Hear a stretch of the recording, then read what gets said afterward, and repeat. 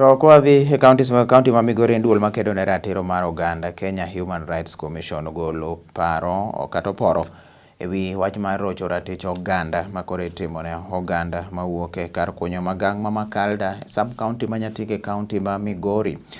Kaluwore kod jachiw paro e duolno, Furaha Charo wacho ni giseyudo ywak kuom jokunyo go marocho tijegi kaka gin riwruok gidhi timo nonro yango thoe mabiro ne jokuny magango kendo koro kawo ndamo ne jogo ma itudo to kod wach ma kamano.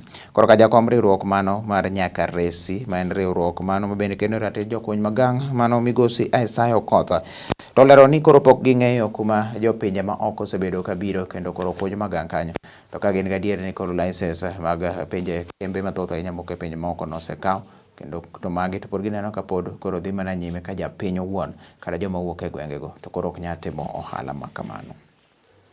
Ni uchimbaji mkubwa, ni large scale mining ambayo imefanyika hapa, na sisi kama wananchi tumebaki bure bila chochote ambacho tumebaki nayo, ambayo serikali inajua wazi ya kwamba kuna mining act ambayo ina guideline uchimbaji wa madini, na hiyo wameenda contrary to hiyo. Sisi wananchi tumebaki na vifo ambayo tunaangalia tunaona, lakini mali yote imeenda. Tumebaki very poor, we are still poor, mali yetu imechotwa imeenda, Nyatike imebaki ni Nyatike bila chochote, wananchi wamebaki bila chochote. It's after the heavy works the Chinese are doing, and just like in other Kenyan, we have a right to claim our resources. When you look at the Constitution of Kenya and the Mining Act 2016, it provides very well that the resources should be preserved for the benefit of the citizens. But this has never been the case, because this is happening, no one dares, and there's a lot of room around that these guys were given license. We get to wonder where this license and how the procedure followed so that these guys were given license. And right now, the tension is on the ground because we have been losing justice.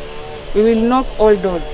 We are seeking to explore both legal mechanisms and also out of court mechanisms to ensure that justice is served, and also to ensure that we don't lose any more lives, because it's unfortunate that this is happening right under the government watch.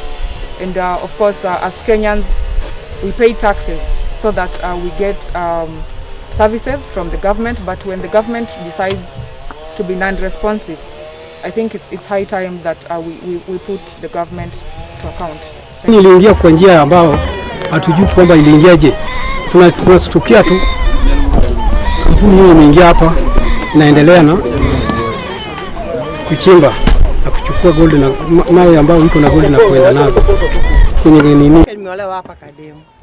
Mimi nimeshangaa sana juu wanaume wetu wanakufa na wanakufa juu wa Chinese wamekuja wakalima hapa vibaya, wameachilia hiyo mchanga, inawao wanaume wetu tunapaka tukua wachane. Kitu ya pili, sijaiona Muafrika astoka hapa aende ng'ambo aanze kuchimba hivi venyao wanachimba. Sasa hiyo sio halali juu hapa Nyatike ndio nchi yenye iko nyumba kupita nchi zote. Alafu kitu ya tatu, penye tuko hapa hatuna benefit. Benefit ni hao ndio wamepata. Kwa maana wakati walikuwa wakilima nini goli huko juu, walikuwa wanalima, wanafukuza Waafrika wasibebe hiyo mchanga, wanaleta gari yao na mchanga kipeleka juu. Sasa hatuna faida hapa. Mara ya ine, hebu muangalie hivi venye wamelima wameacha hivi. Hii wameacha kama wanatengeneza sisi tukule ama tukufe sisi wote.